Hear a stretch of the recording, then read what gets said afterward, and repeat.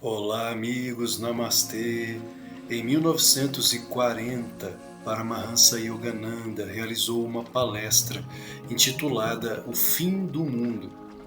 Ele afirmou que o mundo não acabará tão cedo. Existem momentos cíclicos escatológicos de pequenos fins do mundo, quando ocorre um tsunami, um terremoto, um maremoto, uma erupção vulcânica, alguma forma da natureza de se revoltar karmicamente contra a humanidade.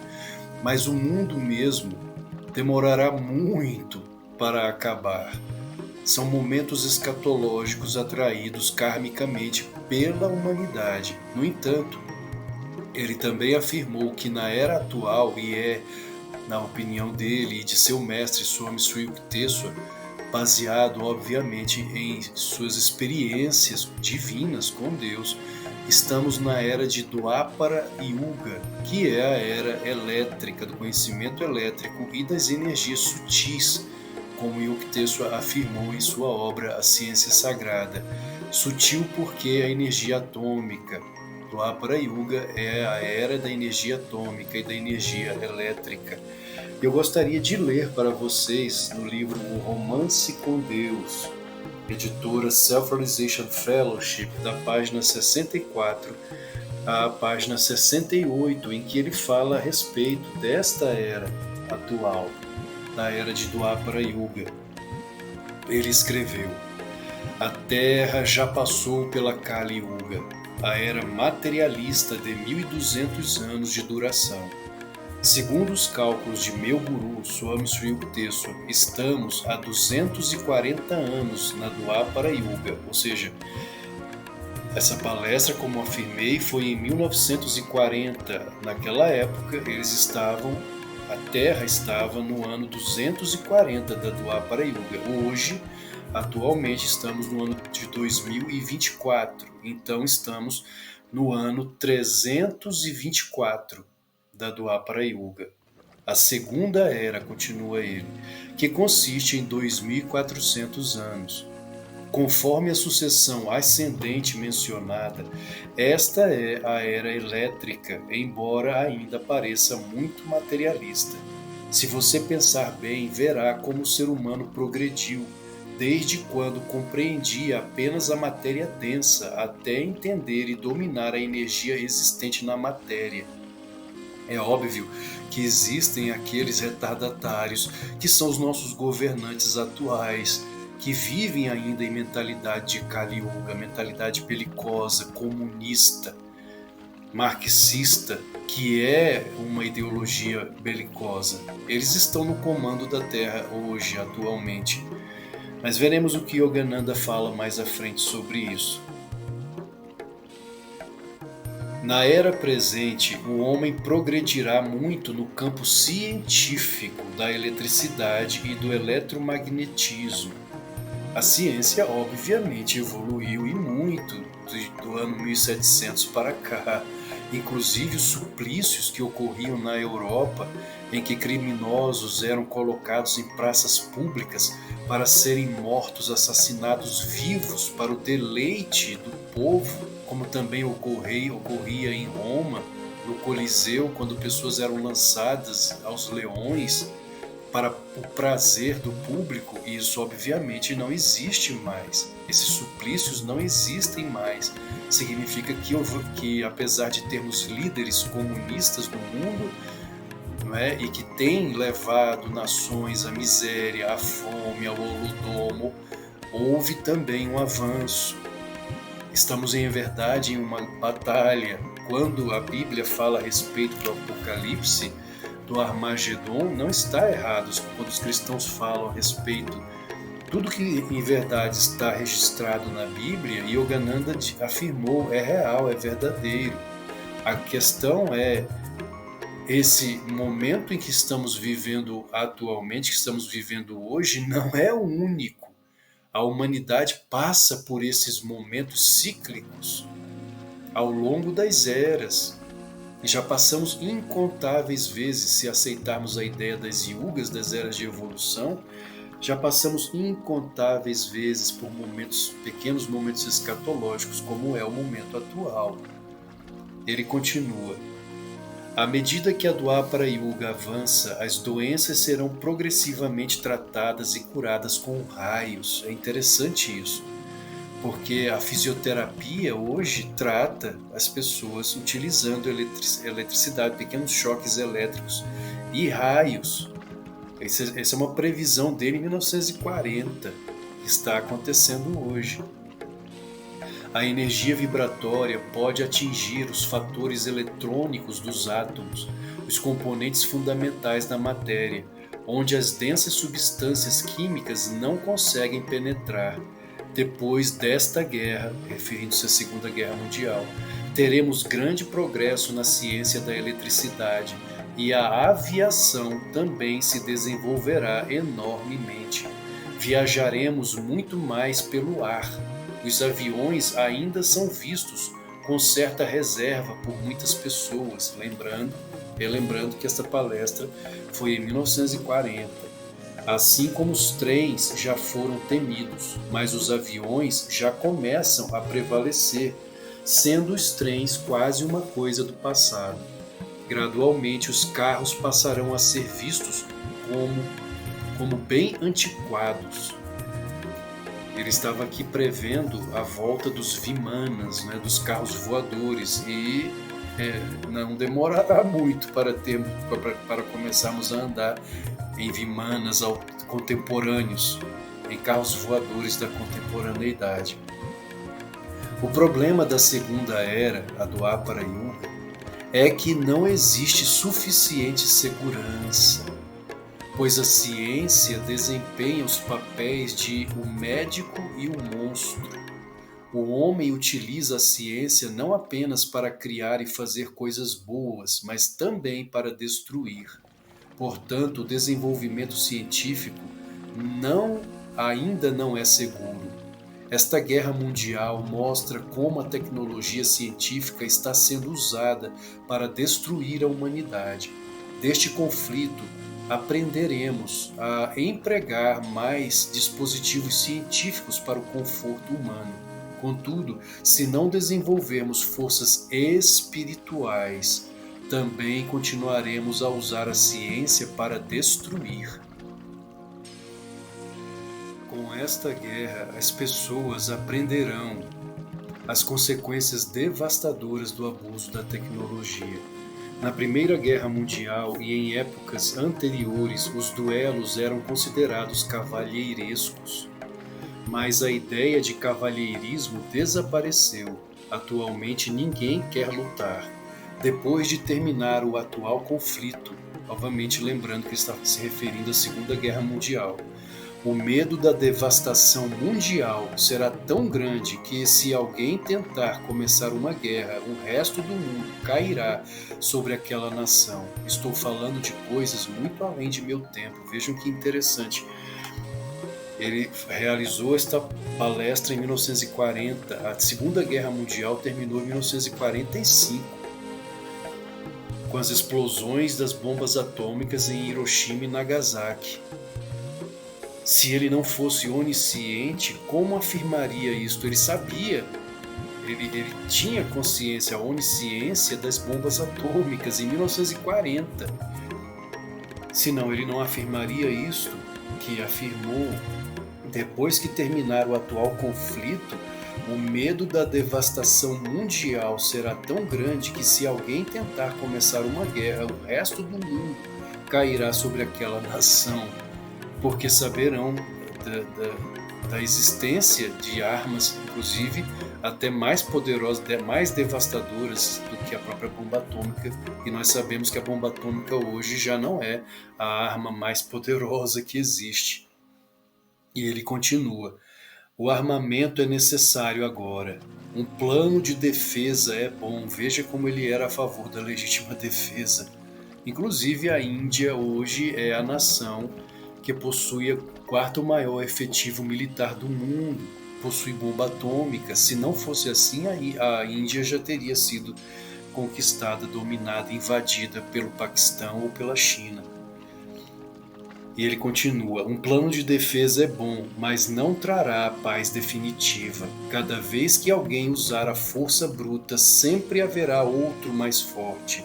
Como a verdade dita por Cristo, se você usar a espada, perecerá pela espada.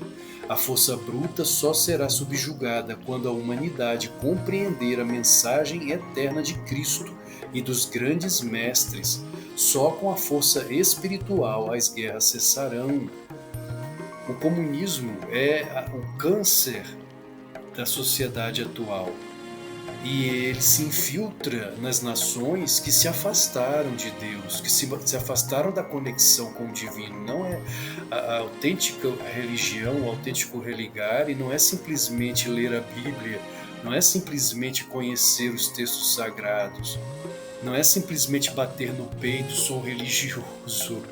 O autêntico religar é a conexão com o divino dentro de nós.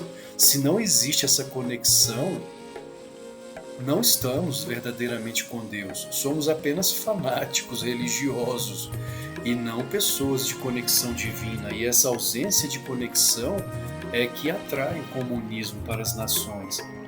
E ele continua: a paz definitiva só virá quando, por acordo mútuo, todas as nações da terra realizarem contínuas conferências de paz, sucatearem suas armas e ajudarem a acabar com as favelas do mundo. Pense como teria sido muito melhor se todos os países e seus líderes tivessem se reunido e decidido usar o dinheiro que gastam na guerra para acabar com a pobreza mundial. Em vez disso, mesmo quando a guerra terminar e uma nação se render a outra, as pessoas continuarão a viver com medo e a pobreza ainda existirá. O atual armamento será sucateado e bilhões de dólares desperdiçados. Por acreditar na força bruta, o homem está cometendo uma grande tolice. Por quanto tempo isso continuará? Como mudar essa situação?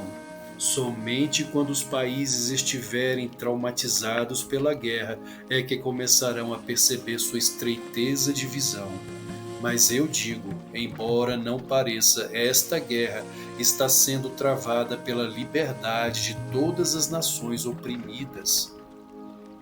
Quem deu início à Segunda Guerra Mundial? Quem estava por trás da Segunda Guerra Mundial? E os Estados Unidos da América representam sim a liberdade. Espiritualmente falando, os Estados Unidos representam a liberdade no mundo. Por isso Albert Einstein mandou os segredos da bomba atômica para os alemães? Não. Para os russos? Não. Para os Estados Unidos. As forças kármicas estão operando para dar independência à Índia e a outros países dominados por estrangeiros. Agora na página 66 da obra Romance com Deus. A espiritualidade precisa ser forte em todas as nações. A temer ainda mais do que a guerra atual é a perversidade do bolchevismo, o maior dos inimigos. Para quem não sabe o que é bolchevismo, o bolchevismo é o comunismo russo, que teve origem na Rússia. A Revolução Bolchevique de 1917 e que se espalhou pelo mundo. Aqui no Brasil, nós temos o bolchevismo em partidos como o PT. Bolchevismo é o comunismo belicoso. E o menchevismo. O menchevismo é o comunismo mais intelectual, que é tão ruim quanto o outro, mas ele é mais intelectual, o menchevismo, e menos belicoso. É tão ruim quanto porque o objetivo, a meta é a mesma, a destruição da sociedade. Enquanto um utiliza aquilo que Karl Marx ensinou, a luta armada, portanto belicosa, e nós vemos aqui no Brasil o MST, movimentos como o MST, o menchevismo vai mais pelo pensamento de Antônio Gramsci: não combata os tanques, perverta as mentes. O menchevismo é mais intelectual, com partidos aqui no Brasil como o PSDB, por exemplo. são mencheviques. Continuando. Eis uma história: um leão e um urso brigavam pela carcaça de um cervo. O urso morreu e o leão, com a coluna quebrada, não conseguiu chegar até o cervo morto. Uma raposa que estivera observando de longe veio e arrebatou a presa. O comunismo ímpio está apenas esperando para disseminar-se. Precisamos, acima de tudo, lutar para manter a força da espiritualidade em todos os países. Na verdade, o comunismo se espalhou, né? Isso em 1940 ele afirmou: o comunismo ímpio está apenas esperando para disseminar-se, e ele se disseminou. O que impede as pessoas de roubar? O compartilhamento recíproco, para que todos tenham o que necessitam, e o conhecimento de que Deus é nosso Pai e que somos todos seus filhos, irmãos em uma família universal. O patriotismo nacional não é suficiente. Se o ideal de Deus e da fraternidade desaparecerem, não haverá mais razão para viver. Quem criou o mundo? Quem nos criou? Sabemos que Deus existe. E quando ele diz que o patriotismo nacional não é suficiente, e que o ideal de Deus e da fraternidade não podem desaparecer, ele está dizendo que devemos ser patriotas e ao mesmo tempo amantes de Deus.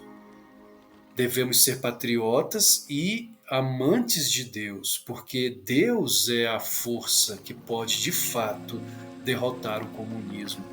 A conexão com o divino, como falei, e não o fanatismo, mero fanatismo, mas a conexão divina, quando nossas mentes entram nessa sintonia, nessas ondas mentais mais profundas, alfa, teta, delta, gama, nessa comunhão com o divino dentro de nós, criamos um campo de força, uma egrégora de luz capaz de expulsar os demônios, os seres demoníacos e, consequentemente, o comunismo. Sabemos que Deus existe, que nada anule essa ideia, e é o que os comunistas mais querem, anular a ideia de Deus, perseguindo não só o cristianismo, em verdade eles perseguem todas as religiões. Veja o que ocorre no Tibete até hoje, o budismo sendo perseguido até os dias atuais, em que budistas são proibidos de praticarem a sua fé em Buda. A doutrina da crença em Deus é a única que, em última instância, trará paz à Terra. Nenhuma outra ideologia conseguirá fazer isso. Lealdade à pátria.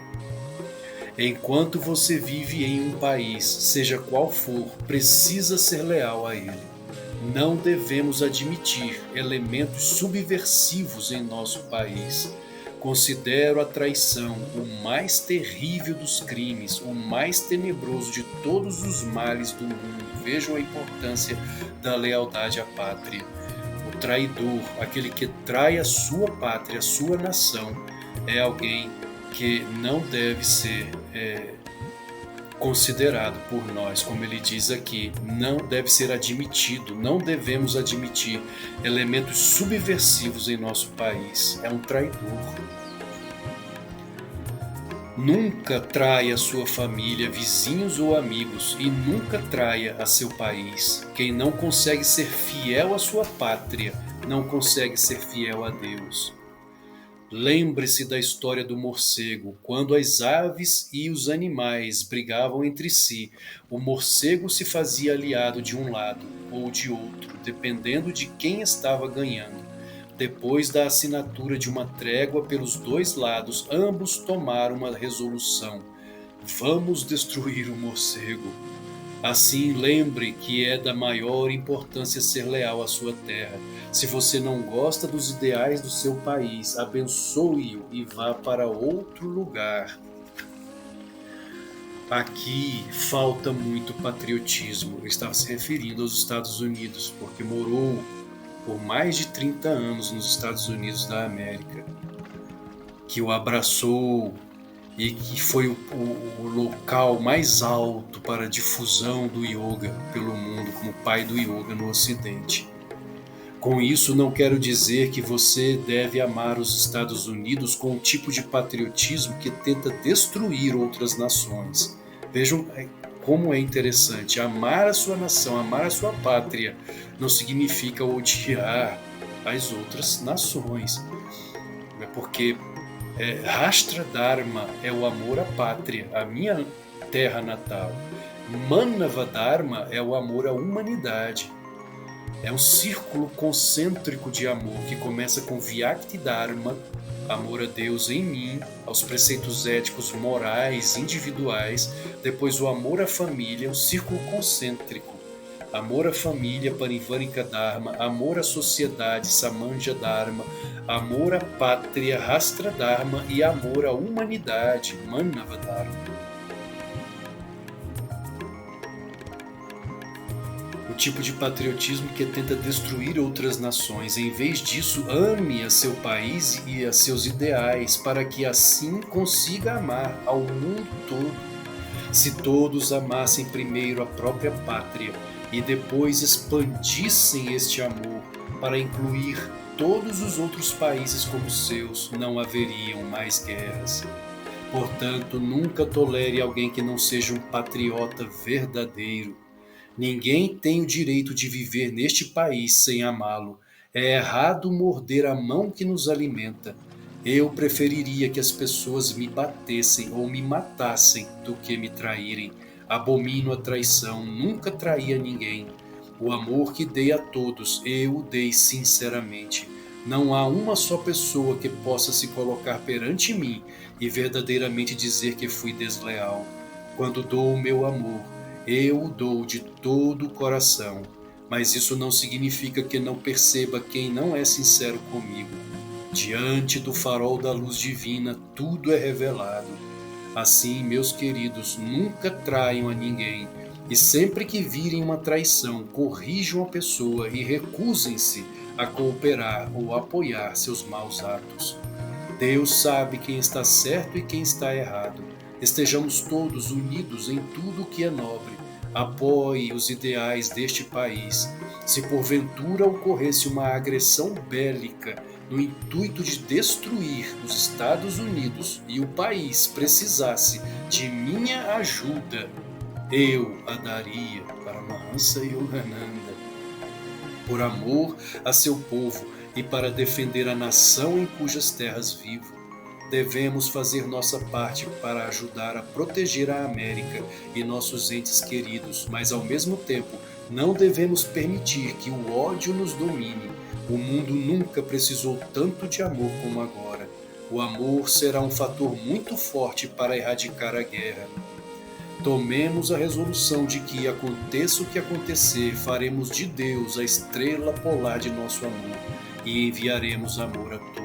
Na verdade, o comunismo trabalha com o quê? Com a força do ódio, da desagregação, da divisão entre irmãos, colocando uns contra os outros. E é por isso que ele fala que o amor é o fator que erradicará a guerra. Nós estamos em guerra.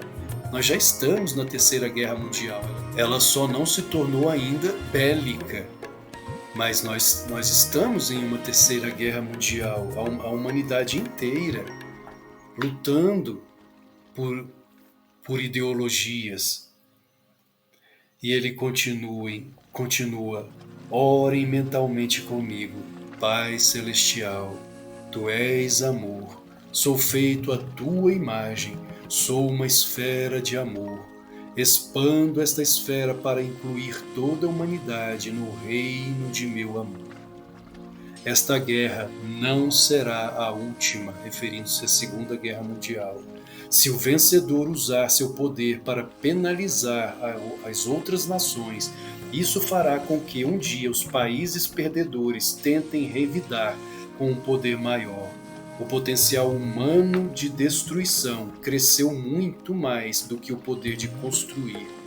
Não haverá segurança na era elétrica. Surgirão métodos de guerra em escala cada vez maior. Assim, graças a Deus, que a Dwapara Yuga, a era elétrica, só dura 2.400 anos. Ele fala que graças a Deus a era elétrica só dura 2.400 anos porque, segundo cálculos errados, promovidos ainda hoje na Índia, acredita-se que a Kali Yuga dura milhões de anos e nós estaríamos ainda na Kali Yuga. E a Dwapara também duraria um tempo muito gigantesco. Segundo Yukteswar, a Kali Yuga dura 1.200 anos, a Dwapara 2.400, a Treta Yuga dura 3.600 e a Satya Yuga, a Era de Ouro, 4.800 anos. E existem realmente evidências de que estamos na Dwapara Yuga, que é uma era mais tecnológica, contudo, quando as nações estão em mãos erradas, em mãos de seres demoníacos, então nós não estamos seguros, não vivemos em uma era segura na Dwapara Yuga. Ela é perigosa, muito perigosa. Por isso a importância da espiritualidade. Sridhar Mata, sucessora de Yogananda, disse que se a tecnologia avança e a espiritualidade não acompanha o avanço tecnológico, corremos o risco de voltarmos a uma idade da pedra. Eis o perigo da Dwapara Yuga e eis a importância de uma maior espiritualidade, de uma maior conexão com o divino dentro de nós, por meio de práticas introspectivas, a meditação, Raja Yoga, olhar para dentro, fechar os olhos, fazer aquilo que Carl Gustav Jung, pai da psicologia analítica, afirmou: o que olha para fora sonha, o que olha para dentro está desperto. Namastê.